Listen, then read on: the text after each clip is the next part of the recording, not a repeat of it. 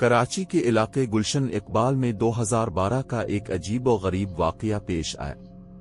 8 साला हिरा, जो कि एक आम बच्ची थी, एक दिन शाम के करीब जब गिल्ली में सन्नाटा छाने वाला था, हिरा अपनी बहन से कहा कि मैं अभी आई, बस आती हूं। ये बोलकर गिल्ली के नुक्कड़ की तरफ दौड़ गए और फिर वापस ना आई।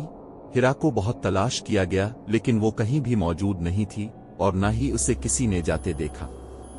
पुलिस में रिपोर्ट करवाई गई, मीडिया और सोशल मीडिया पर खबरें चलाई गई, लेकिन बच्ची का कहीं कोई पता न चल सका।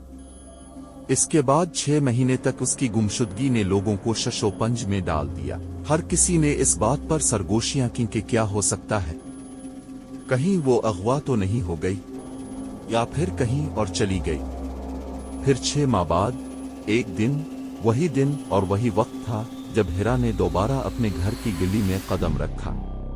वो बिल्कुल वैसी की वैसी, वही कपड़े, वही जूते और चेहरे पर एक हैरानी थी। सब इस पर टूट पड़े, मीडिया वाले, पुलिस वाले, माहिर नफ्सियात, और फिर उसका जवाब सुनकर सबके होश अलिफाड़ गए। हिरा ने जो कुछ बताया वो और भी पुरस्कार था।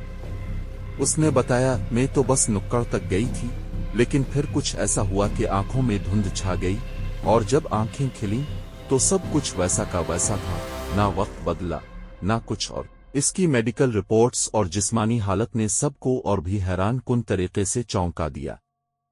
ना इसके जिस्म पर थकन के आसार थे, ना ही किसी किस्म की कमजोरी, और ना ही इसके जिस्म पर 6 माह का कोई असर पड़ा। गोया वो 6 माह में कभी गायब ही नहीं हुई थी। वो ठीक उसी लम्हे में वापस आई थी जब वो गिल्ली के नुक्कड़ से दौड़ कर गई थी। पुलिस और तहकीकाती टीमें इसके बयान को समझने में नाकाम रहे। क्या ये एक पुरस्कार मखलूक का काम था?